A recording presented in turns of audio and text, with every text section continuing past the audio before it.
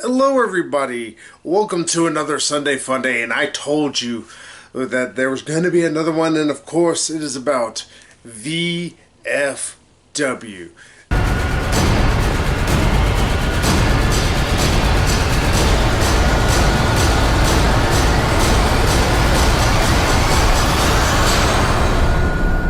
Veterans of Foreign Wars, those who are wondering what it stands for. Though, funnily enough, the movie actually even explains what that stands for. So, why was I even slightly interested in watching this film? Why was I even making a bit of a big deal about it? Well, it actually had to deal with the kind of lead up to it. I wasn't following the production as closely as, say, any bigger films have come out over the past few years. Even then, I try not to follow production notes and all that too much, just because I want to try and be surprised by a film. I want to really invest myself into the story. I like to try and say, oh, well, they decided to do this. That's actually really interesting. Y'all decided to go this way instead of this way. I love that in movies. I don't like it being predictable because I know everything's going into it. So I did it. I didn't follow this super closely, but I did understand that the whole idea was this was supposed to be an homage to 80s flicks. And being an homage to 80 movies, especially like Escape from LA, hell, if you want to think about it, all the escape from like rip-off films that Italy put out over the years, this kind of nails it just perfectly.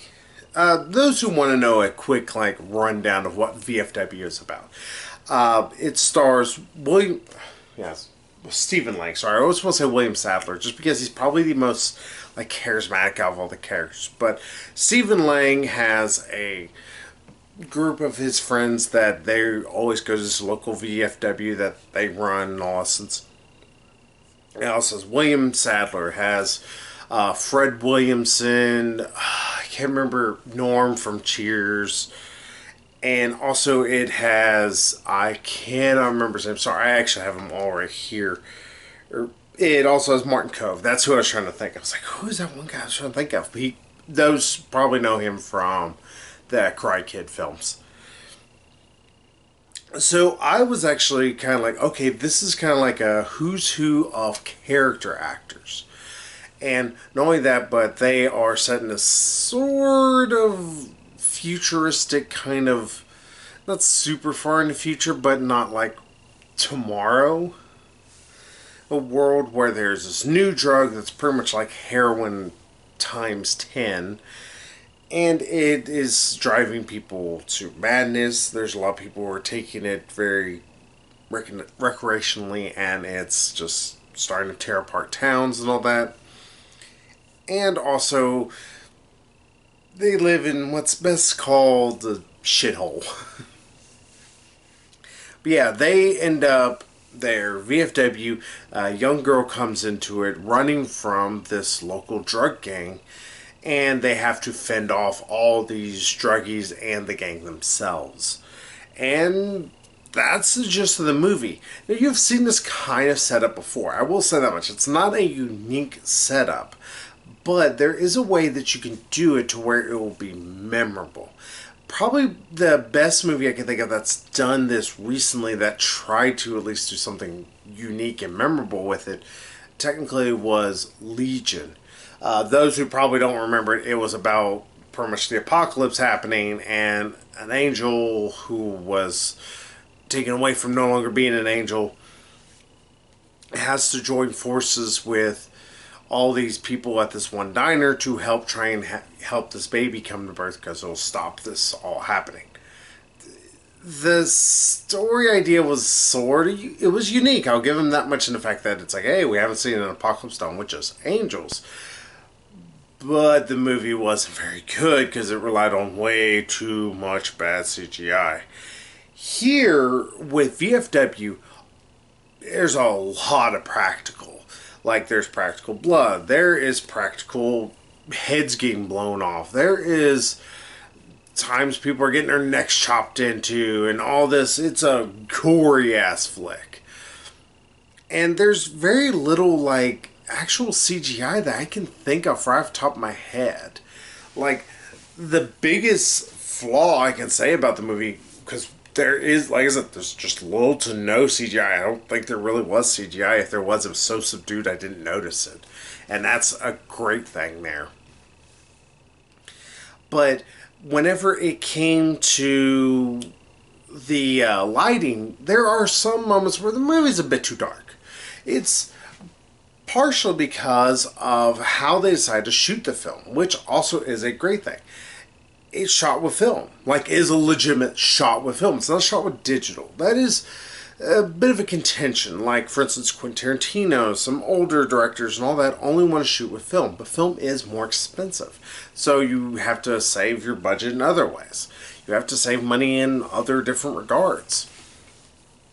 Hell, Christopher Nolan likes to use IMAX cameras. IMAX cameras still, I believe they still run on film, but if not, they are still very expensive.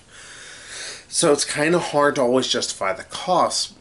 Here, though, I think because of that, this felt like a good, gritty 80s film. It felt not just homaging, but it also felt like this could have been its own thing. And there is a lot of just violence. There's a lot of just bloodletting and just arms getting chopped off, heads getting chopped off, everything. And there's just fucks thrown around with no abandon. And I enjoyed the hell out of it. The movie is unabashedly set in like an 80s film that is set in the distant future of 2025. It's like, oh yeah, distant for right now. Or like whenever I loved like Demolition Man, it's like, oh, this is the future of Los Angeles in 1997. It's like, they're not that far off.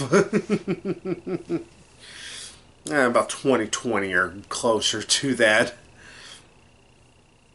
But I don't know, just the movie, it really gripped me. One, the characters are all at least likable. That's a plus. Like, none of these characters you absolutely hate. Sure, they kind of have their, well, we should just, give up this girl who has these drugs, up to this gang leader. But they're like, no, what's going to prevent them from wanting to just come in here still and just kill us anyway because we dare to, fight back against them. There's some of that kind of going on, but then there's also them fighting against the pretty much zombies. I do think that they might have messed with the script originally. I think they were originally going to have it be zombies, or pretty much like zombies that this guy controlled. But then they figured, okay, that's a little too silly and stupid, so let's just go with their druggies.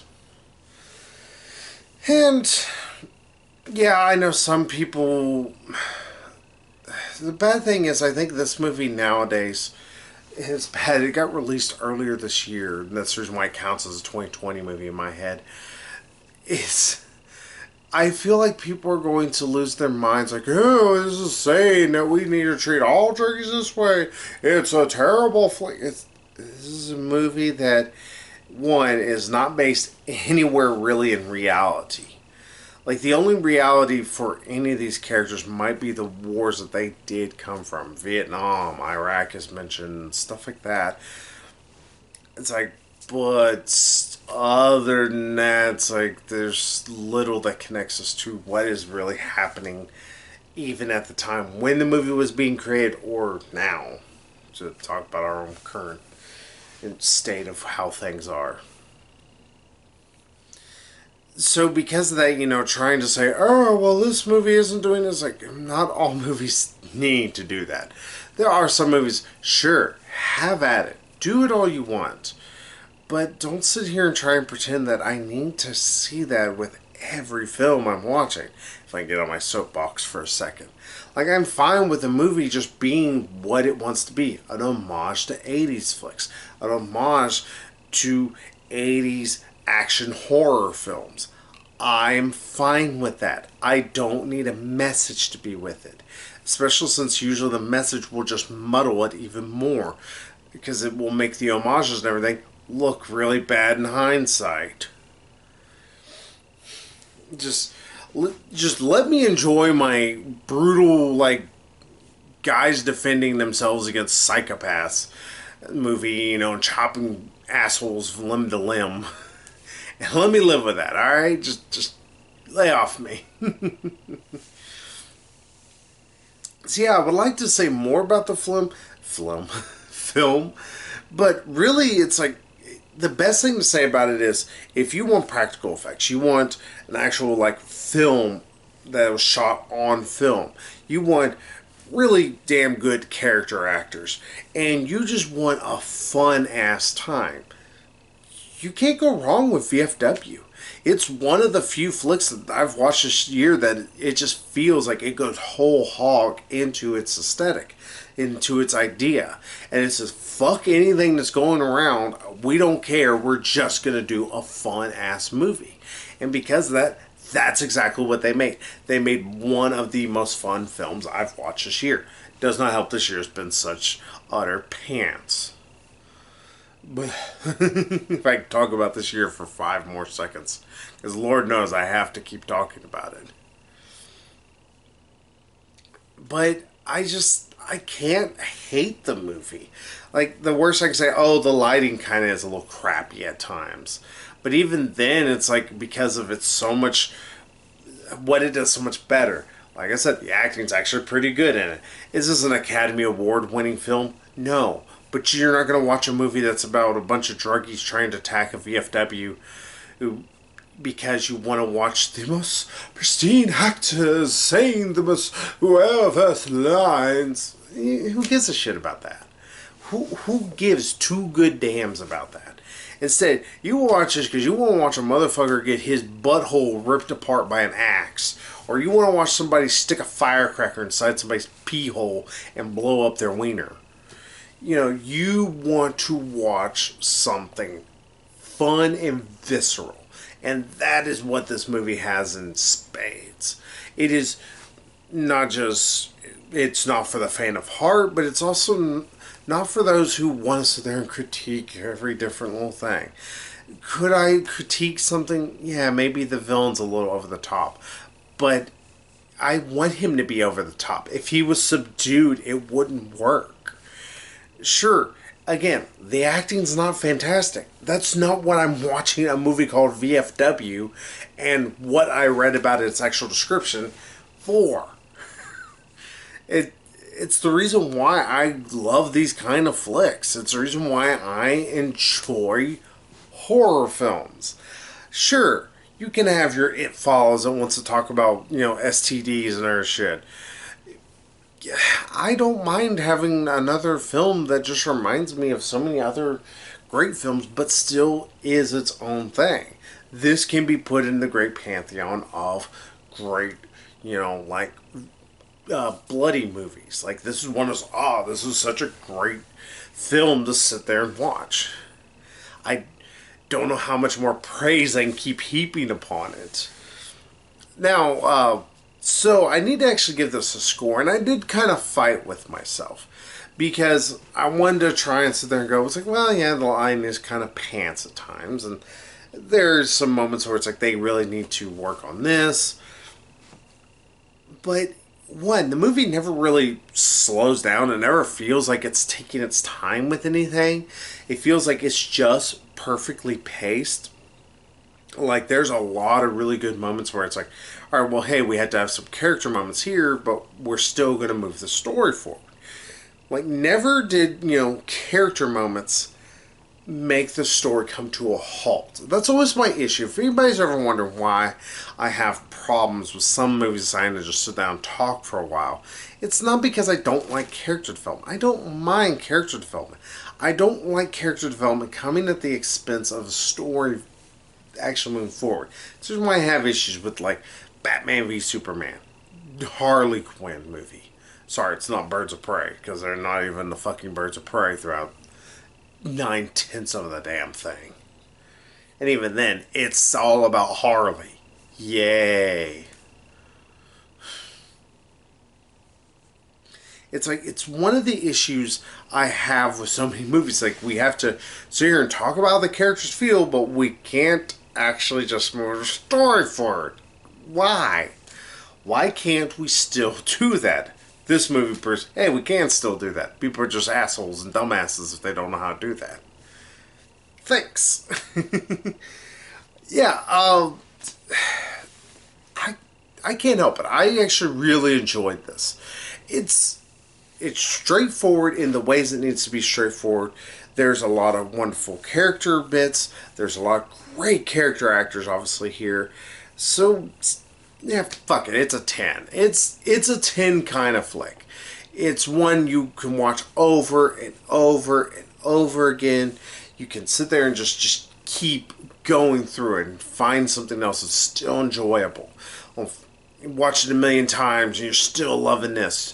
There's lines in this that I'm like, I must begin quoting some of it. And there's just an enjoyment to it that I just don't get. And not only that, when I talk about enjoyment, I mean you can see the actors enjoyed what they were doing. You can see the director loved what they were doing, and the writers loved what was going on. You just don't get that. You get sometimes some actors who are fine with it, putting up with it, or they like it, but the director obviously does not give two shits about it, or the writers have just given up 3/4 through the damn flick. I don't see that here with this movie. I see nothing but just people who loved what they did and they just had fun was what they decided to do. And hey, kudos. You just don't get that anymore. So hey, that's VFW. If you want to watch it, I say go for it. It's one of the better flicks that we've gotten this entire year. Never mind, this year's been kind of flushed down the shitter thanks to everything. But go see it. It's actually a really damn good flick.